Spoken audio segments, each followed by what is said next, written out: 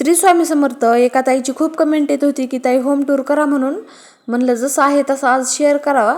तर इथं बाहेर रांगोळीसाठी एक दगड वगैरे ठेवला आहे मी. आणि झाडू पण जे बाहेरचं झाडायचं असतं ते सेपरेट ठेवते मी, जे की बाहेरच असतो आपला. आणि बाहेर खूप खूप मोठा स्पेस आहे बघा खेळण्यासाठी लेकरांना वगैरे.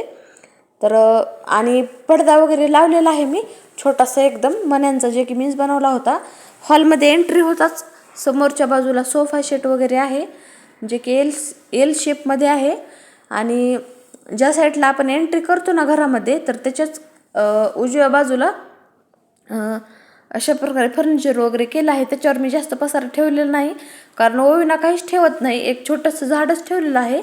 आणि वरच्या साईडला एक फोटो आहे, जे की ओवीला बहिणीने दिला होता बड्डेला गिफ्ट. तर ते आणि देवाचा फोटो, अशा प्रकारे 2 फोटो ठेवले आहेत मी. आणि मनी प्लॅन्ट पण ठेवला आहे छोटंसं एकदम, तर बघू शकता. आणि ह्या साईडला आपलं एल साईज सोफा वगैरे मी बनवून घेतलेला आहे, जे की खूपच म्हणजे लांबीला आणि रुंदीला पण मोठा आहे, जेणेकरून 2 माणसं झोपू शकतात. आणि वरच्या साईडला ना एक काचेचा शोपीस आणि 2 बैल वगैरे ठेवलेले आहेत. आणि खाली जे की मनी प्लॅन्ट दिसत आहे ते मीच तयार केलेलं आहे बघा. खूपच छान बॉटलमध्ये, आपल्या साध्याच बॉटलमध्ये मी डेकोरेशन वगैरे करून ते ठेवलं आहे. आणि ह्या बाजूला आपलं किचन आहे. तर किचनमध्ये इकडच्या साईडला मी अशा प्रकारे 2 घंट्या वगैरे लावलेल्या आहे. जास्त शोपीस वगैरे मी ठेवले नाहीत, कारण ओवी काहीच ठेवत नाही त्यामुळे. आणि एकदम ह्या बाजूला इथं रॅक बसवलेला आहे मी किचनमध्ये. आणि किचनच्या इकडं म्हणजे आपण जे एंट्री करतो ना किचनमध्ये, तर त्याच्याच बाजूला इथे मी सर्व अशा प्रकारे रॅक वगैरे करून घेतलेले आहेत. तर जेणेकरून आपल्याला भरण्या वगैरे सर्व ठेवूत. तर बघू शकता. आणि फ्रीजवर ना जास्त पसारा ठेवत नाही मी, फक्त आपलं छोटं मोठे 1-2 डबे आणि फ्रूट वगैरे ठेवते. तर लगेच पूर्वेकडे तोंड करून किचन ओटा आहे बघा आपला. जसं की सोफा आहे ना, तर त्याच बाजूला किचन ओटा आहे किचनमध्ये. तर बघू शकता किचनमध्ये पण जास्त पसारा वगैरे मी करत नाही. किचन ओट्यावर वरी खिडकीवर पण फक्त एक घासणी आणि साबण वगैरे ठेवते. आणि लगेच किचन ओट्याच्या डाव्या बाजूला बेसिंगच्या तिथं लगेच आपलं हे आहे देवघर, जे की वास्तुशास्त्रानुसार बनवलेले आहे. तर बघू शकता.